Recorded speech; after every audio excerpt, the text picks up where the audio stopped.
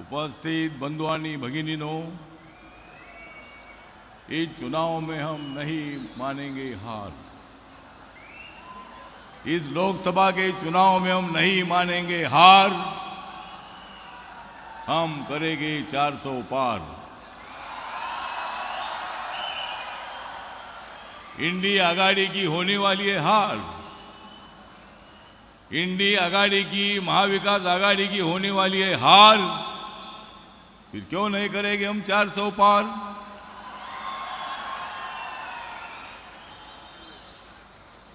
या महाराष्ट्रातली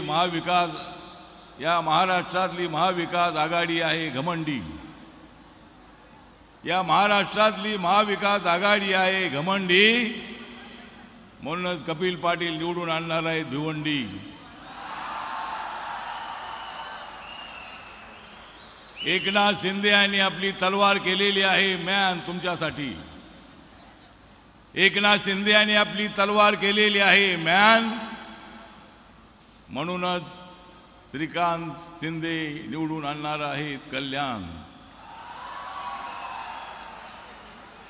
ही निवडणूक अत्यंत महत्त्वाची आहे बंधू आणि भगिनींनो।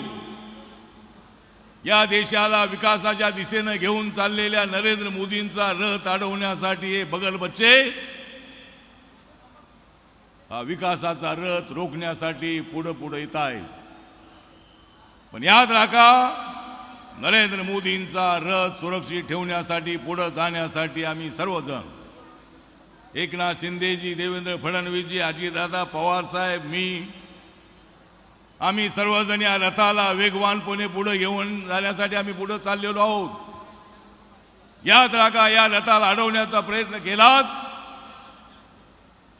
तर आम्ही तुम्हाला आडवं केल्याशिवाय अजिबात राहणार नाही। या देशामध्ये एवढा मोठा विकास झाला,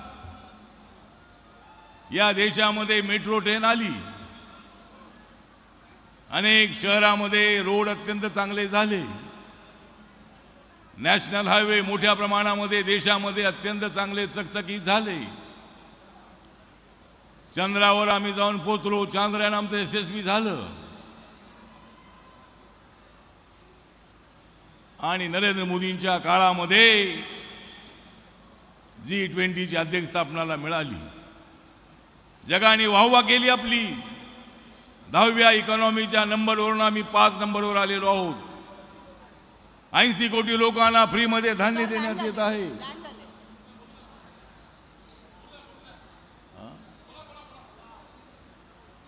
आणि अशा पद्धतीने अनेक कामं जी आहे, अनेक कामं नरेंद्र मोदींच्या काळामध्ये सक्सेस होत आहेत।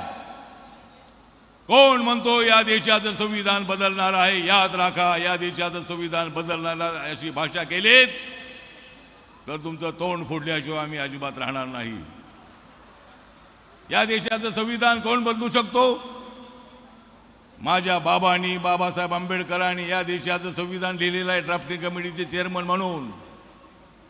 या देशाचं संविधान कुणालाच बदलता येणार नाही, भूमिका नरेंद्र मोदीजी मांडतायत। आम्ही सर्वजण महायुतीचे, एनडीएचे लोक आम्ही मांडतो आहोत, तरी सुद्धा आमचा राहुल बाबा म्हणतोय की संविधान बदलणार, संविधान बदलणार। या देशाचं संविधान कोणीच बदलू शकत नाही। माझ्या दलित बांधवांना माझं नम्र निवेदन आहे, या देशाचं संविधान कुणालाच बदलता येणार नाही।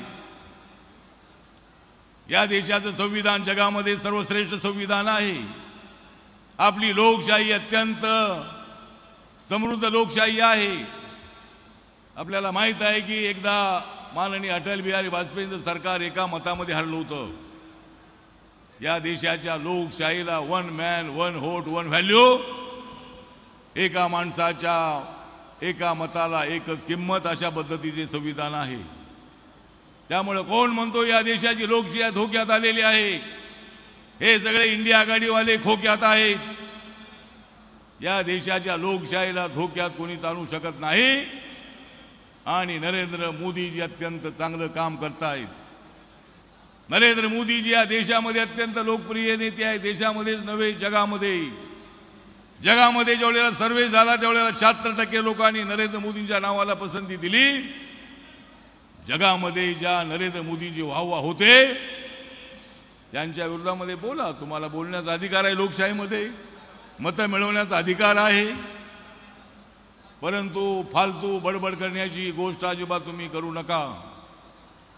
रोज रोज अशा पद्धतीचे चुकीचे शब्द वापरतायत, गद्दार गद्दार म्हणून आम्हाला संबोधतायत।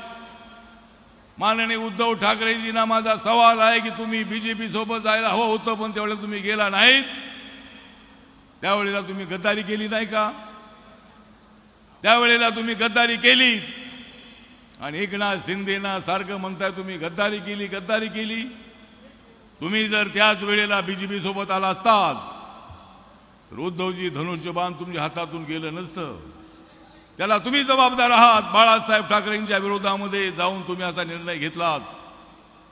याद राखा, तुम्ही बाळासाहेबांचे जरूर तुम्ही सुपुत्र आहात, पण बाळासाहेब ठाकरे यांच्या विरोधामध्ये तुम्ही निर्णय घेतलात काँग्रेस राष्ट्रवादी सोबत जाण्याचा। हा निर्णय अत्यंत चुकीचा होता तुमचा। या तुम्हाला परत यायचं असेल तर या, यायचं नसेल तर येऊ नका। आम्हाला काय आवश्यकता नाही। एकनाथ शिंदे आलेले आहेत, 14 आमदार घेऊन तुम्ही बसा। आमच्याकडे तर 40 आमदार आलेले आहेत। त्यामुळे तुम्हाला एवढंच सांगणं आहे की नरेंद्र मोदीजी देशातले अत्यंत ऍक्टिव्ह असणारे प्रधानमंत्री आहेत। काल वाराणसीमध्ये त्यांचा फॉर्म भरण्यासाठी एकनाथ शिंदेजी, मी, प्रफुल्ल पटेलजी आम्ही होतो। कुणाचा अपमान करण्यासाठी असं काही केलं नाही। शिवाजी महाराजांचा जो फेटा होता तो प्रफुल्ल पटेल यांनी आणला होता आणि त्याने एका चांगल्या भावनेनं तो त्यांच्या डोक्यावरती घातला, पण त्याच्यावर तुम्ही टीका टिप्पणी करण्याचा प्रयत्न करताय, बरोबर नाहीये। काय मोदीजीने काय तो फेटा आणायला तर सांगितला होता, पण आणला एक भावना होती। प्रफुल्ल पटेल यांची भावना होती की शिवाजी महाराजांचा जो फेटा आहे तो फेटा त्यांना घालावा। नाटकामध्ये जे लोक शिवाजी महाराजांची भूमिका करत असतात ते फेटे वापरतात आणि म्हणून या ठिकाणी थोड्याच वेळामध्ये माननीय प्रधानमंत्री येणार आहेत। माझं दलित बांधवांना, बौद्ध बांधवांना आव्हान आहे की या ठिकाणी कपिल पाटील अत्यंत ऍक्टिव्ह असणारे आमचे मंत्री आहेत, भिवंडीचे खासदार आहेत।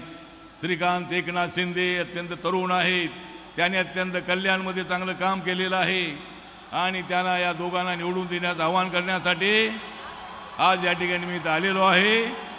त्यामुळे आपला जास्त वेळ न घेता माननीय प्रधानमंत्री 2च मिनिटांमध्ये या ठिकाणी येणार आहेत।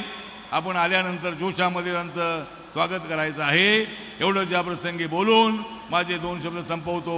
जय भीम, जय भारत, जय महाराष्ट्र।